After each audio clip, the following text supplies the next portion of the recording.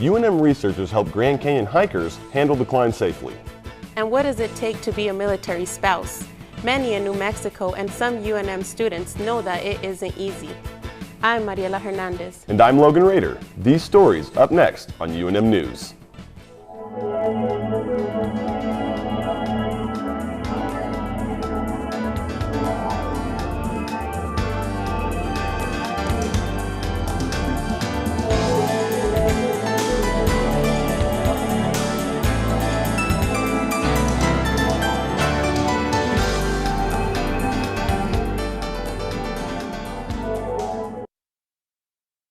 Canyon is something on everyone's bucket list. A research team from the University of New Mexico's Emergency Department is trying to make that a bit safer.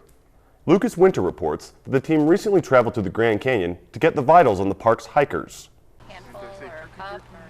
A research team from UNM's Emergency Department has teamed up with the Grand Canyon Park Services to conduct a research study on rim-to-rim day hikers.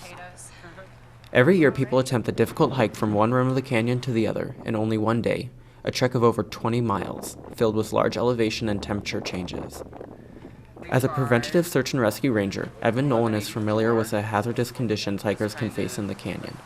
It's a difficult journey to make. There can be extremes in weather.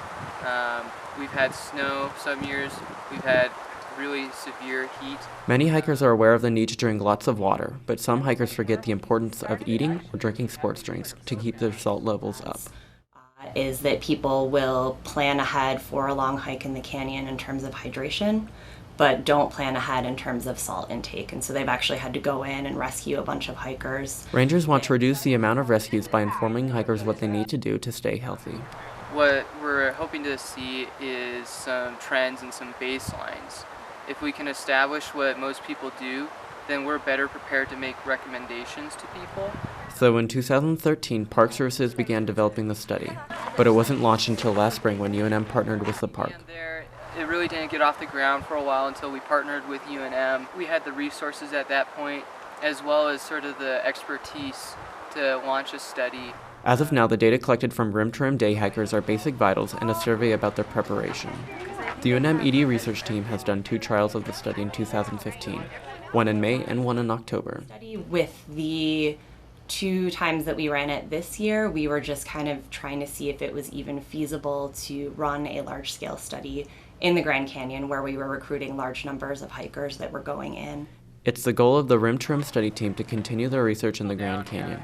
Eventually, they plan to collect even more data, from taking blood samples to cheek swabs of rim-to-rim day hikers.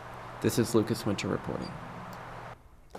Kirtland Air Force Base is the training ground for aspiring pararescuemen, also known as PJs or cones. Although many of the young men who perform rescues behind enemy lines are single, some of the cones are accompanied by their wives and families during the 2 years they train here in Albuquerque. Kayla Root reports on the demanding training process from the perspective of those who wait at home, the spouses of the pararescuers.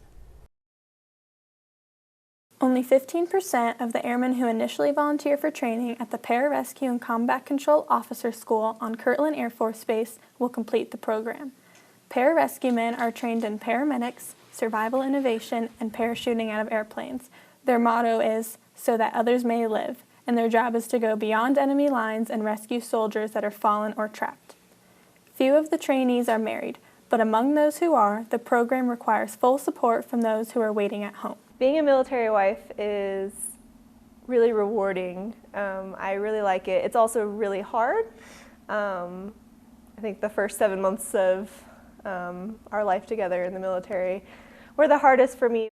Crystal Kent has spent the majority of her marriage apart from her husband due to his extensive training periods. After spending 7 months apart, she followed her husband Adam to Albuquerque for the remainder of his training, which will take over 2 years to complete. This year, Crystal found out she was pregnant with their first child, which added a new challenge to spending so much time apart. Still, she remains supportive. Talking to my kid is one of the reasons why I am so proud of my husband and the job that he does. I feel like it will be easier to tell my kid, hey, daddy goes and rescues good guys, you know. The time she has spent away from her husband in the past and their time apart now has prepared Crystal for the future when her husband will deploy across enemy lines. Although she has learned to live life on her own, she, like many other wives in her position, looks forward to the times her husband is home. Just having someone to do stuff around the house with, again, I mean, even if it's just like cleaning the kitchen, it's way more fun to clean the kitchen with your best friend than it is to do it by yourself. So just having someone there to do the day-to-day stuff with. Crystal's husband has been in the military for 1 year and 2 months, and they have spent 9 months of that away from one another. With more than a year left of training and possibly a full military career, Crystal will continue to spend months at a time apart from Adam. This is Kayla Root reporting. Hey, babe. The reporter on that story, Kayla Root, knows what she reports about. That's because she, too, is a military wife whose husband is an aircraft mechanic on Kirtland Air Force Base. So, Kayla, what does your husband do? So my husband's official job title is Aircraft Fuel Systems Maintainer. So he works on the C-130s, CV-22s, H-1s, which is just a fancy name for all the cargo airplanes and helicopters that lug around equipment and even help with these pararescues who are jumping out of them. So, what are some challenges you face? The biggest challenge is probably that we're on opposite schedules. So I go to school all day. When I come home, he's already gone for work and he works all night. And then when he comes home, I'm already asleep because I have to wake up early. So we only get to see each other on the weekends. We look forward to it. We're like, yay, it's the weekends. We get to hang out because we never see each other during the week. So. What is the longest time you guys have been apart from each other? 6 months. That was the initial boot camp and tech school training at the very beginning when he first got in. That was definitely pretty hard, but we've lucked out. He doesn't deploy here, so since we've moved here, when we've been here for 3 years, he hasn't deployed or anything, so we've been together the whole time.